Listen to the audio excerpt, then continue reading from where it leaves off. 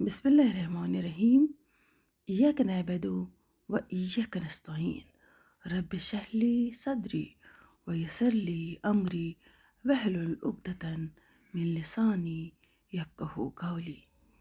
اور اللہ تعالیٰ نے جب اہل کتاب سے عہد لیا کہ تم اسے سب لوگوں سے ضرور بیان کرو گے اور اسے چھپاؤ گے نہیں، تو پھر بھی ان لوگوں نے اس عہد کو اپنے پیٹ پیچھے ڈال دیا اور اس سے بہت کم قیمت پر بیچ ڈالا۔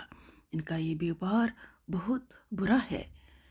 اس میں اہل کتاب کو بتایا جا رہا ہے کہ ان سے اللہ نے یہ عہد لیا تھا کہ کتاب الہی تورات اور انجیل میں جو باتیں درج ہے اور آخری نبی صلی اللہ علیہ وسلم کی جو صفات ہے، انہیں لوگوں کے سامنے بیان کریں گے اور انہیں چھپائیں گے نہیں۔ لیکن انہوں نے دنیا کی تھوڑی سی مفادات کے لیے اللہ کے اس عہد کو پست پشت ڈال دیا۔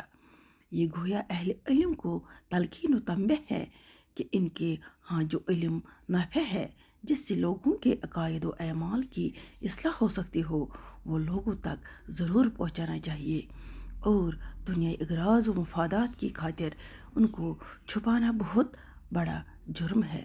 قیامت والے دن ایسے لوگوں کو آگ کی لگام پہنائی جائے گی۔ باقی والسلام۔